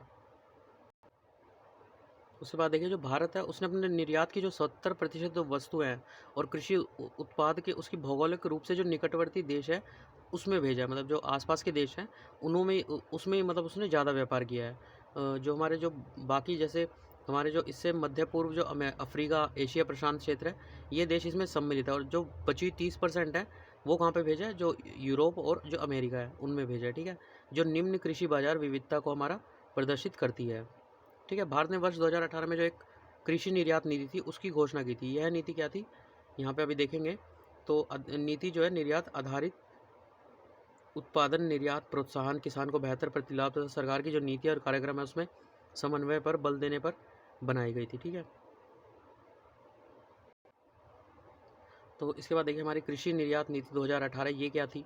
तो इसका कार्यान्वयन किसने किया था, वाणिज्यिक विभाग ने, जो वाणिज्य और उद्योग मंत्रालय के अंदर आता है उसके द्वारा किया जा रहा है। ठीक है, इसका लक्ष्य क्या है कि जो कृषि निर्यात है उसको वर्ष 2022 तक 30 बिलियन अमेरिकी डॉलर, उससे जो है 60 बिलियन अमेरिकी डॉलर तक पहुंचाकर दुगना करना। ठीक है, 2022 तक, और इसके कुछ वर्षों बाद ही 100 बिलियन अमेरिकी डॉलर तक पहुंचाना। ठीक है, तो यह जो है एक तो नूतन मतलब नवीन, स्वदेशी और जैविक, विशिष्ट, परंपरागत और गैर परंपरागत जो कृषि उत्पाद है उनके निर्यात को बढ़ावा देने के प्रयास से करा जा रहा है। ठीक है, उसके बाद जो यह बाजार उपलब्ध जो बढ़ाने, बाधाओं से निपटने, स्वच्छता, पादप स्वच्छता संबंधी मुद्दे, इनसे निपटने के लिए एक संस्थागत जो तंत्र होता है वो उपलब्ध इसमें करवाने का प्रयास है। ठीक है, इसमें जो स्ट्रेटेजिक और जो ऑपरेशनल हैं वो तत्व समाविष्ट हैं, मतलब परिचालन और रणनीति। तो रणनीतिक तत्व क्या है इसमें, तो इसमें सामान्यतः वस्तु विशिष्ट उपाय, अवसंरचना, कोई लॉजिस्टिक है, कृषि निर्यात है, उसमें राज्य सरकारों और कई मंत्रियों की बृहद भागीदारी जो है सम्मिलित होगी। ठीक है, मतलब राज्य सरकार को एक तरह से इसमें इंक्लूड करना। परिचालन तत्व क्या है, इसमें जो है क्लस्टर पर फोकस करना। ठीक है, ब्रांड इंडिया की मार्केटिंग करना और बढ़ावा देना, प्रभावी गुणवत्ता शासन की स्थापना, कृषि स्टार्टअप फंड का सृजन आदि जो है सम्मिलित है। ठीक है, उसके बाद 6.4.1 क्या है, चावल निर्यात संवर्धन फोरम, जो राइस एक्सपोर्ट प्रमोशन फोरम है, REPF। तो ये क्या है, तो हाल ही में जो है जो एपेडा है, agriculture and processed food export promotion development authority, इसके बारे में यहाँ देखेंगे अभी। तो इसके तत्वाधान में जो है जो REPF है, चावल निर्यात संवर्धन फोरम, इसकी स्थापना की गई। तो REPF के बारे में देख लेते हैं क्या है ये। इसका उद्देश्य क्या है, जो वैश्विक बाजार है उसमें निर्यातों को, निर्यात जो चावल का निर्यात करता है उसको उल्लेखनीय रूप से बढ़ाने के लिए जो चावल के निर्यात की संपूर्ण जो उत्पादन या आपूर्ति श्रृंखला है उसमें हितधारकों की एक तो पहचान करना कि कौन सा देश ज़्यादा कंज्यूम कर रहा है इस टाइप से। ठीक है, विवरणों का दस्तावेज करना और उन तक जो है उसको ट्रांसपोर्ट करना। यह चावल के उत्पादन और निर्यात से संबंधित जो घटनाक्रम की निगरानी, पहचान और जो पूर्वानुमान है वो करेगी, और आवश्यक नीतिगत उपायों की अनुशंसा भी करेगी। ठीक है, मतलब अब इतने सारे आपने स्कीम पढ़ लिए होगे तो आपको आइडिया हो गया होगा। ठीक है, कि ये स्कीम शुरू की जा रही है, तो आपको मेनली ये याद रखना है किसने शुरू की, कब शुरू की, उसके बाद जो ये करेगी उसका कहीं ना कहीं आपको 10 से 20% आइडिया हो गया होगा। ठीक है, कि क्या करेगी इन फ्यूचर, ऑलमोस्ट सबका सेम जैसा ही लग रहा होगा आपको कहीं ना कहीं। ठीक है, तो ये जो है नीतिगत उपाय अनुशंसा करेगी। तो इसके अलावा यह है चावल उत्पादकों, निर्यातकों, अन्य संबंधित जो हितधारक है उसमें संपर्क स्थापित करेगी, उनकी समस्याओं की पहचान करेगी, उनका समाधान करने हेतु समर्थन एवं सहायता प्रदान करेगी। ठीक है, इसमें जो है चावल उद्योग, निर्यातक और जो एपीडा है, वाणिज्य मंत्रालय, कृषि मंत्रालय, इसके अधिकारियों एवं जो पश्चिम बंगाल, उत्तर प्रदेश, पंजाब, हरियाणा जैसे प्रमुख चावल उत्पादक राज्य है उसके जो कृषि निदेशक है उनके प्रतिनिधि जो है इसमें सम्मिलित होंगे। ठीक है, तो देखिए इसके बाद ये देख लेते हैं एपेडा, देख लेते हैं क्या है ये एपेडा के बारे में। एपेडा क्या है, ये एक कृषि को प्रसंस्कृत खाद्य, जो प्रोसेस्ड फूड होते हैं, कृषि से मतलब जो उत्पन्न होता है रॉ मटेरियल उससे जो बनाते हैं उसे प्रोसेस्ड फूड कहते हैं। तो कृषि और प्रसंस्कृत खाद्य उत्पाद निर्यात विकास प्राधिकरण अधिनियम 1985 के अंतर्गत इसे स्थापित किया गया था। और ये किसके अंतर्गत आता है, तो वाणिज्य एवं उद्योग मंत्रालय के अंदर। इसमें जो है फल, सब्जियां, मांस, पोल्ट्री, डेयरी उत्पाद, पुष्पकृति, अल्कोहलिक और गैर अल्कोहलिक जो पेय पदार्थ होते हैं जैसे उत्पादों के निर्यात, संवर्धन एवं विकास की जिम्मेदारी का अधिदेश प्राप्त है। ठीक है, निर्यात संवर्धन, निर्यात में संवर्ध करना। तो एपेडा जो है वो कृषि निर्यात संवर्धन योजना के तहत इसके जो उपघटक होते हैं जैसे कि बाजार विकास, अवसंरचना विकास, गुणवत्ता विकास, परिवहन सहायता, इसके अंतर्गत जो पंजीकृत निर्यातक है उसको वित्तीय सहायता प्रदान करना है, ठीक है। अपीडा को जो है चीनी के आयात की निगरानी का भी उत्तरदायित्व सौंपा गया है, ठीक है। याद रखिएगा, चीनी के आयात की निगरानी, ठीक है, कि कितनी आयात हो रही है, कैसे वो हो रहा है उस पर। उसके बाद देखिए चावल, अगर भारत के बारे में रेस्पेक्ट में बात करें तो भारत में चावल का उत्पादन विश्व में चावल का दूसरा सबसे बड़ा उत्पादक देश है, ठीक है। ये भी बताइएगा पहला कौन है। तो वर्ष 2011 में गैर बासमती चावल के जो निर्यात था, मतलब जो बासमती पहले जो गैर बासमती था उसका निर्यात करने की अनुमति नहीं थी, ये 2011 में मिली, ठीक है। तो इसके बाद जो है ये चावल का सबसे बड़ा निर्यातक हो गया, ठीक है। तो चावल की सबसे ज़्यादा खेती कौन सी ऋतु में होती है? खरीफ ऋतु में होती है, ठीक है। जबकि कृषि सिंचाई की सुविधा वाले कुछ क्षेत्रों में रबी के मौसम में भी हो जाती है, जैसे पंजाब हो गया, ठीक है। वो मतलब पानी का काफ़ी ज़्यादा पानी मतलब धरती से मतलब अर्थ से निकाल के वो, और बासमती राइस जो कि काफ़ी ज़्यादा मात्रा में पानी मांगता है, उस टाइप के जो है फसल करता है, ठीक है। जिसे गहन खेती होते हैं वो भी कर लेता है वो, ठीक है। तो भारत में जो चावल उत्पादन है वर्ष 2010 से 11 में 96 मिलियन टन था, जो कि 19 से 20 में बढ़कर 117.47 मिलियन टन हो गया, ठीक है। 22% मतलब बढ़ गया 10 सालों में।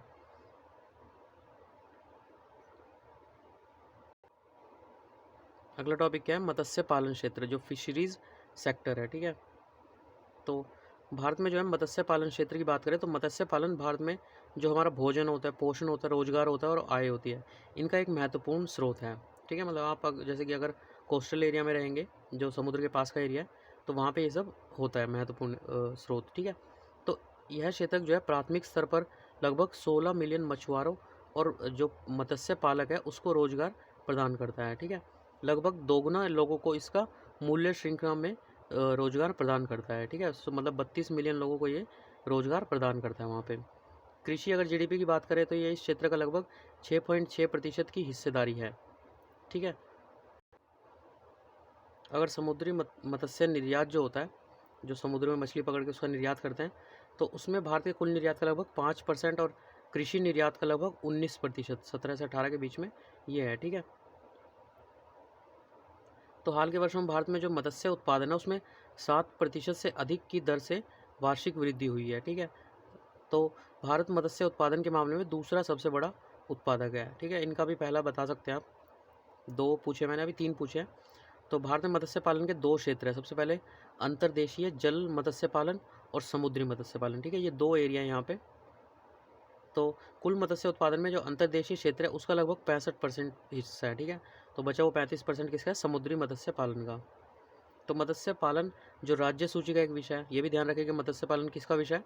राज्य सूची का। इसलिए राज्य द्वारा जो मत्स्य पालन है वो अभिशासन में निर्णायक भूमिका इसकी निभाई जाती है, ठीक है। जहाँ अंतर्देशीय जो मत्स्य पालन है उसका संपूर्ण प्रबंधन राज्य सरकार के द्वारा किया जाता है, वहीं जो समुद्री मत्स्य पालन है उसका प्रबंधन केंद्र और जो तटीय राज्य संघ है उसके राज्य की सरकार द्वारा साझा उत्तरदायित्व, ठीक है। ये भी ध्यान रखिएगा, जो समुद्री मत्स्य पालन होता है वहाँ पे जो है केंद्र प्लस में जो राज्य या संघ सरकार हो, दोनों मिलकर इसका वो करते हैं, साझा उत्तरदायित्व। उसके अलावा तटीय राज्य संघ राज्य क्षेत्र समुद्री जल में लगभग 12 नॉटिकल माइल, जैसे कि ये इंडिया है, ठीक है। तो इसके यहाँ से यहाँ तक मतलब 12 नॉटिकल माइल्स तक आप जो है समुद्र मछली पकड़ सकते हैं, ठीक है। तो समुद्री सीमा के भीतर मत्स्य के विकास, प्रबंधन और विनियम के लिए उत्तरदायी होते हैं, ठीक है। उसके बाद देखिए जो मतलब ये था 12 नॉटिकल माइल्स तक का जो प्रबंधन, विनियम और उत्तरदायी है। उसके अलावा केंद्र सरकार जो EEZ जलीय क्षेत्र होता है, एक्सक्लूसिव इकोनॉमिक जोन होता है, ठीक है। इसमें जो है 12 नॉटिकल मील से 200 नॉटिकल मील तक विकास, प्रबंधन और उसका विनियमन, रेगुलेशन, ठीक है। ये हमारा जैसे भारत है नीचे से कोस्टल एरिया का, तो यहाँ से 12 तक हम मछली पालन कर सकते हैं और टोटल 200 तक हम क्या कर सकते हैं, हम जो सरकार होती है वो उसका विकास कर सकती है, प्रबंधन कर सकती है, मैनेजमेंट कर सकती है, रेगुलेट कर सकती है, उसे उत्तरदायी होता है, ठीक है। उसके बाद देखिए ये फ़िश, तो ये क्रायो बैंक्स, ये क्या होते हैं? Fish cryo banks. तो पशुपालन, डेयरी और मत्स्य पालन मंत्रालय जो है उसने फ़िश क्रायोबैंक स्थापित करने की घोषणा की है। यह विश्व में पहली बार होगा कि जो फ़िश क्रायोबैंक है इसकी स्थापना हुई है, विश्व में पहली बार, ठीक है। तो यह मछुआरों को हर समय उनकी पसंदीदा मछलियों के शुक्राणु की जो उपलब्धता सुनिश्चित होती है वो करने की सुविधा प्रदान करता है, ठीक है। शुक्राणु मतलब जो स्पर्म होते हैं, जैसे ह्यूमन के स्पर्म होते हैं, तो इस टाइप से जो मछली के स्पर्म होते हैं वो प्रोवाइड कराता है, ठीक है। मतलब अपनी जो मनपसंद मछली हो उसकी प्रजाति को आप बढ़ा सकते हैं आगे, ठीक है। तो इससे देश में मत्स्य उत्पादन एवं उत्पादकता को बढ़ावा मिलेगा, जिससे मछुआरे भी समृद्ध होंगे। उसके अलावा जो नेशनल फिशरीज डेवलपमेंट बोर्ड है उसके द्वारा राष्ट्रीय मत्स्य अनुवांशिक संसाधन ब्यूरो, जो national bureau of fish genetic resource है, उसके सहयोग से फिश क्रायोबैंक को स्थापित किया जाएगा, ठीक है।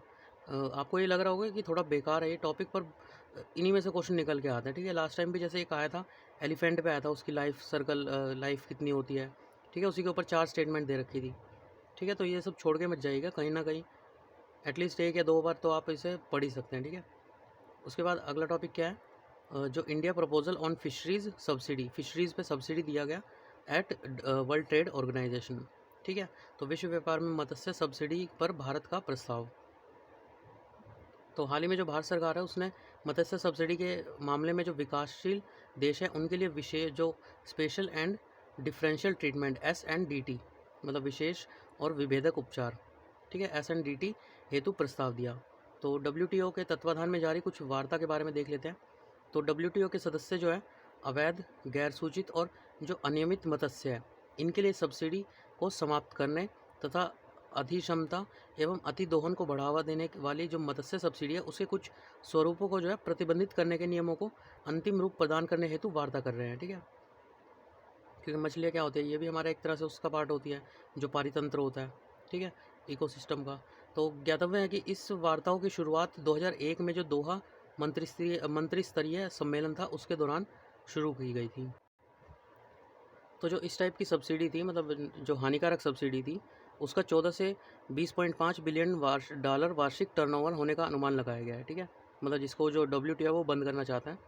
तो इसमें विकासशील देशों की क्या मांग है कि इस सम्मेलन में जो विकासशील देश हैं उन्होंने मत्स्य करने वाले जो छोटे समुदाय होते हैं उनकी सुरक्षा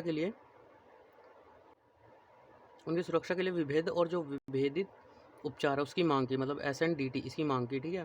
क्योंकि जो विकसित देश है वो तो चलिए सर्वाइव कर जाएंगे इतना सारा, अगर हम जो लॉस होगा ये हानिकारक जो सब्सिडी बंद हो जाएगी, पर विकासशील देशों को इससे जो आय हो रही है उनका ज़्यादा नुकसान होगा, इसलिए उन्होंने विशेष और विभेदित जो उपचार है उसकी मांग की।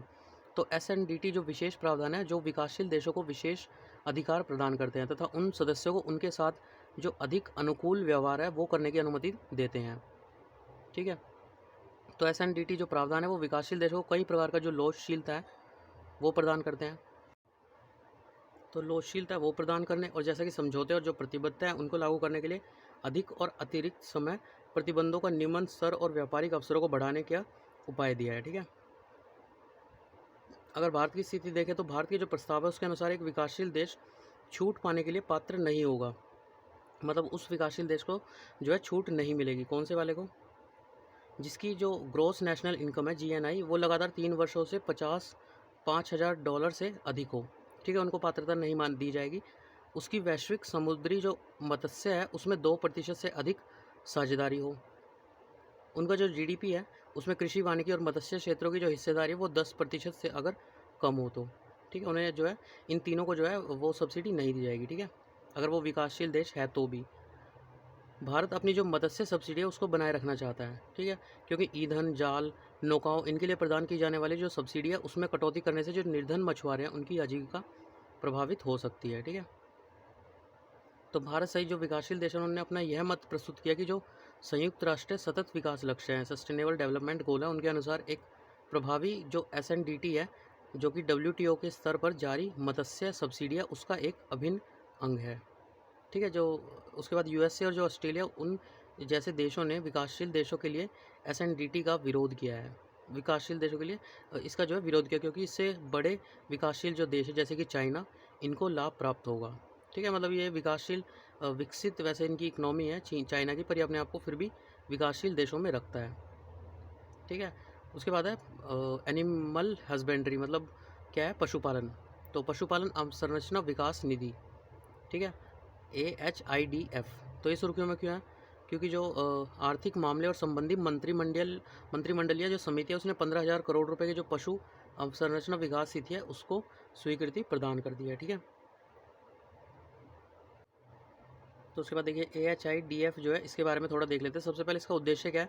जो भी हमारा दूध मांस प्रसंस्करण है उसकी क्षमता और उत्पाद विविधीकरण को बढ़ाने, मतलब विविधीकरण के अलग अलग टाइप के जो होते हैं उनको बढ़ाने और बाजार तक अधिक पहुंच प्रदान करने, निर्यात और उद्यमशीलता को बढ़ावा देना आदि ये सब इसमें शामिल होता है। ठीक है, उसके अलावा AHIDF डेयरी मांस प्रसंस्करण, पशु जो चारा संयंत्र होते हैं और जो पशु से संबंधित उद्यम है उसमें जो इंफ्रास्ट्रक्चर होता है ना, अवसंरचना निवेश होता है, उसको प्रोत्साहित करेगा। इसके अतिरिक्त यह निजी क्षेत्र में जो मूल्यवर्धित बुनियादी ढांचा और जो पशु चारा संयंत्र है इसकी स्थापना की में भी निवेश की जो है सुविधा प्रदान करेगा।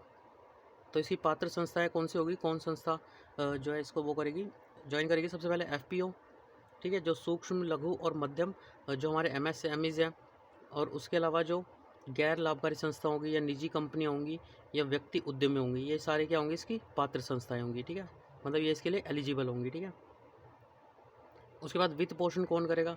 तो परियोजना की जो कुल लागत है उसका 10% जो हिस्सा है वो लाभार्थियों द्वारा उपलब्ध कराया जाएगा जो इसके लाभार्थी हैं, और 90% हिस्सा जो वाणिज्यिक बैंक है, अनुसूचित वाणिज्यिक बैंक, उनके द्वारा ऋण के रूप में प्रदान किया जाएगा। ठीक है, ब्याज अनुदान, उसके बाद पात्र लाभार्थियों को भारत सरकार द्वारा जो है 3% का ब्याज अनुदान भी प्रदान किया जाएगा, इंटरेस्ट सबवेंशन। ठीक है,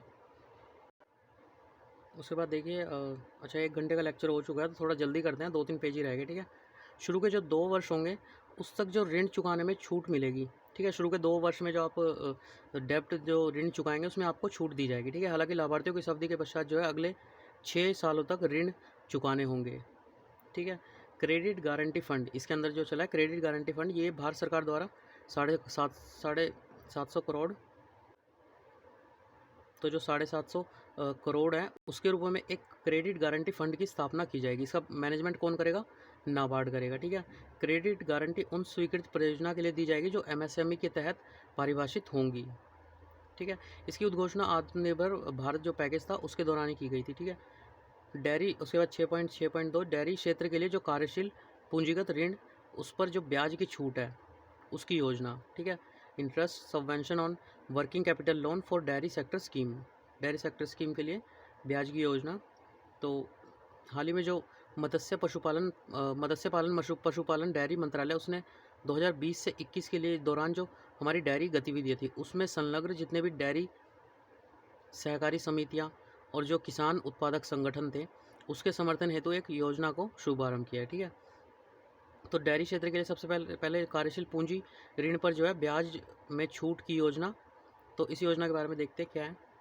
तो इसमें जो है ऋण की किस्तों के शीघ्र और समय पर पुनर्भुगतान के मामले में जो है प्रदान की जाने वाली 2% जो प्रति वर्ष की दर है उसमें अतिरिक्त छूट के साथ साथ जो है यह योजना 2 वर्ष प्रति दर की दर से जो ब्याज है उसमें भी छूट प्रदान करेगा।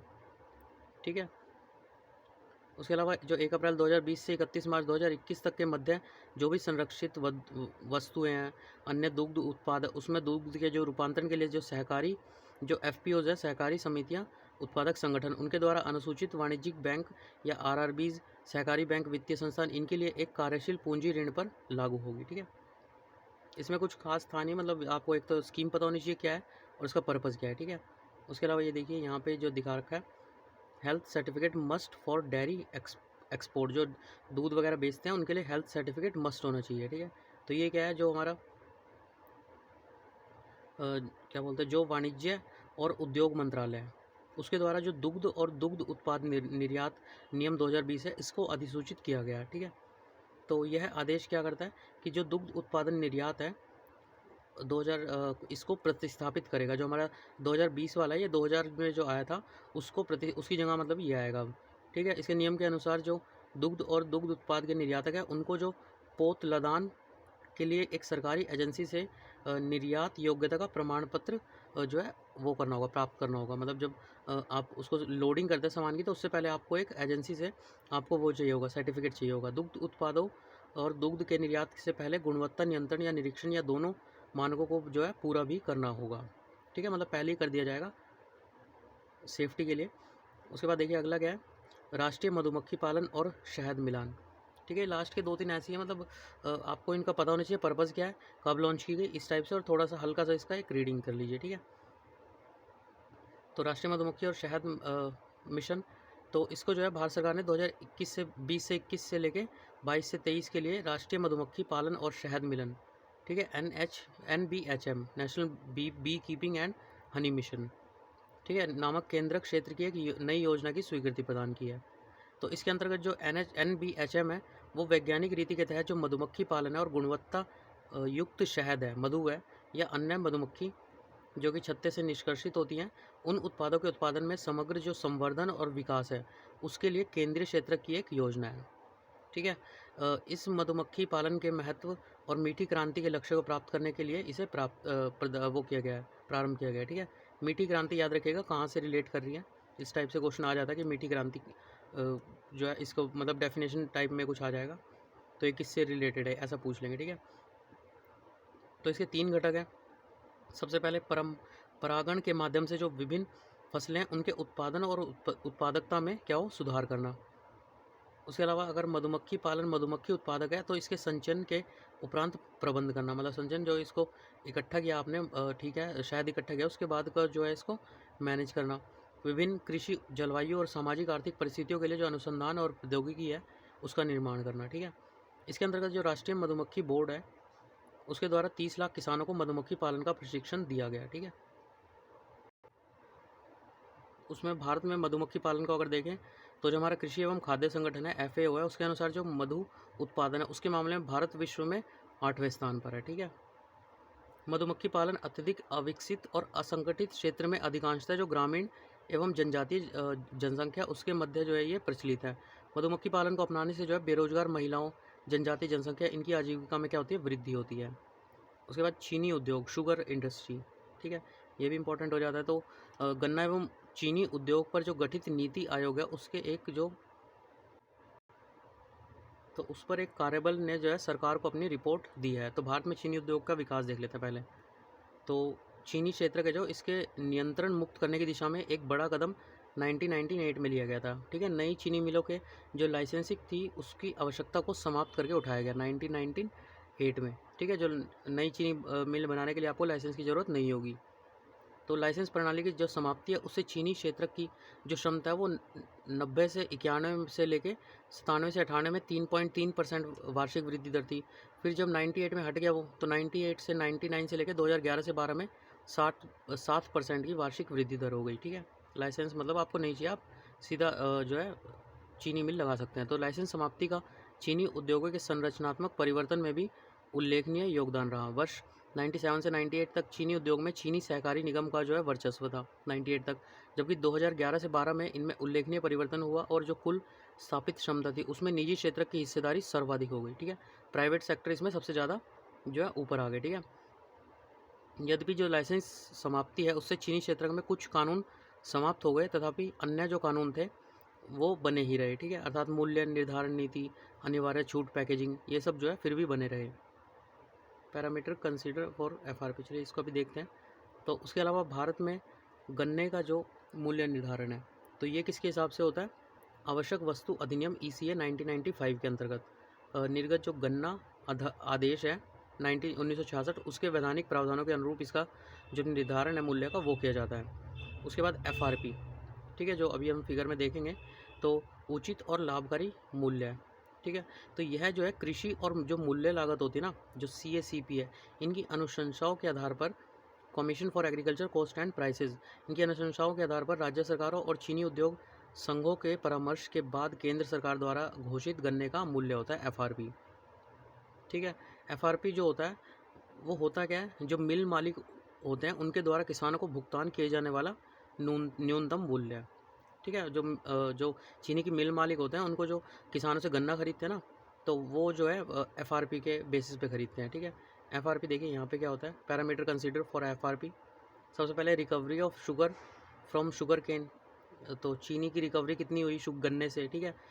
Ability of sugar to customer for fair price, ठीक है, जो चीनी है वो फेयर प्राइस में कस्टमर तक जो पहुँच रही है। Price at which sugar is sold by producer कितना बेच रहा है उसको, चीनी को। Cost of production of sugarcane, कितनी प्रोडक्शन आई उसको बनाने में गन्ने से। ठीक है। Return of the grower from the alternative crops, return of the growers from alternative crops, तो मतलब उसके लिए जो फसल जो उसकी उगाने के लिए उसमें कितना खर्चा आया। Revenue realisation from sale of by product like मेलासेस।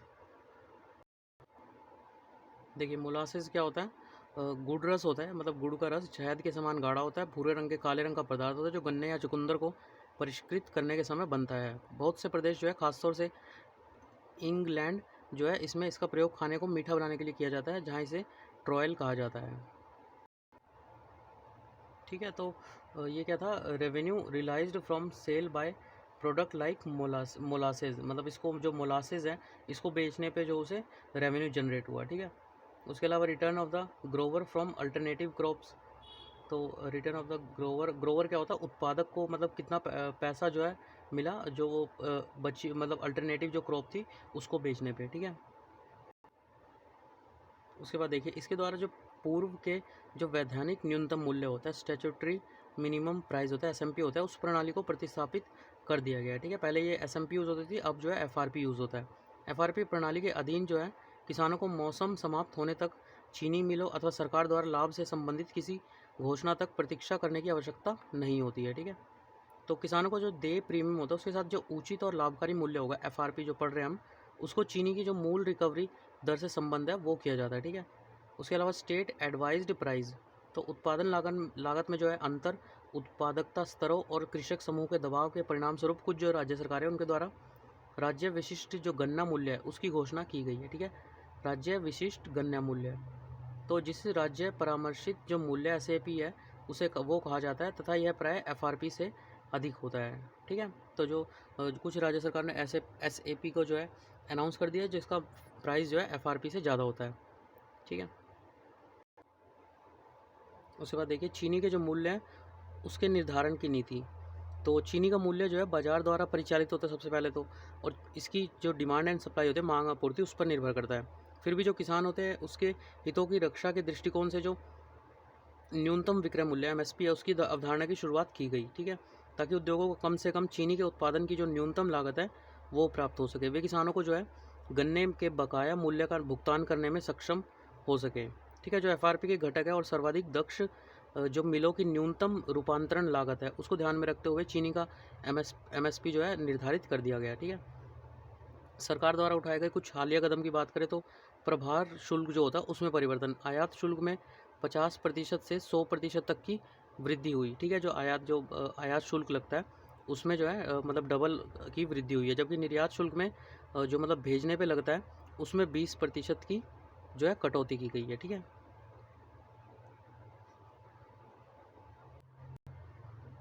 ठीक है, निर्यात में मतलब 20% की कटौती से जो है इजीली हमारा सामान और कहीं जो मतलब ले रहा है उसको बेनिफिट हो रहा है, तो हमारा सामान तेज़ी से बिकेगा। ठीक है, उसके बाद DFIA जो ड्यूटी फ्री इंपोर्ट ऑथराइजेशन है, शुल्क मुक्त आयात प्राधिकार, तो इसके अंतर्गत जो निर्यातक है उसको 3 वर्ष से लेके शून्य शुल्क पर जो है चीनी आयात करने की अनुमति दी गई है। ठीक है, 3 वर्ष तक शून्य शुल्क पर, मतलब 3 साल तक जो है उसे ज़ीरो शुल्क पर चीनी आयात होगा, मतलब जो ये हमारा ये लग रहा है ना 50% और 100% आयात शुल्क, ये नहीं लगेगा उस पर। ठीक है, ड्यूटी फ्री, नाम में ये ड्यूटी फ्री। उसके बाद निर्यात की अनुमति सरकार ने 2017 से 18 का जो विपणन वर्ष था उसके अंत तक 2 मिलियन टन चीनी की निर्यात की अनुमति दी थी। ठीक है, 17 से 18 तक, ताकि जो अधिशेष स्टॉक है उसको कम किया जा सके, मतलब जो हमारे पास स्टॉक इससे पहले का 16 से 17 का पड़ा होगा उसमें जो चीनी होगी वो भी तो ख़राब हो जाएगी। ठीक है, तो उसे अधिशेष स्टॉक कहते हैं, तो उसको कम किया जा सके और गन्ना किसानों को भुगतान करने के लिए मिल मालिकों की नकदी प्रवाह में सुधार किया जा सके। उसके अलावा चीनी जो मिल है उसकी भंडारण अगर सीमा देखें तो जून 2018 में जो सेंट्रल गवर्नमेंट थी उसके द्वारा प्रत्येक महीने में घरेलू बिक्री प्रेक्षण के लिए सफ़ेद रिफाइंड चीनी इसकी प्रत्येक मिल हेतु मात्रा निर्धारित करने का विचार किया गया था 2018 में। इसके अंतर्गत जो सरकार है उसको अधिकतम मासिक चीनी बिक्री कोटा और जो न्यूनतम एक्स मिल चीनी बिक्री मूल्य है वो निर्धारित किया है। ठीक है, 30 लाख टन तक की क्षमता की जो चीनी भंडारण है उसके बफर का निर्माण किया, 30 लाख टन। इससे चीनी मिल की जो बड़ी इन्वेंट्री है उसमें कटौती के साथ साथ जो स्वीटनर के मूल्य है उसमें थोड़ी कमी आएगी। ठीक है, मतलब चीनी सस्ती होगी तो स्वीटनर अपने आप सस्ते हो जाएंगे।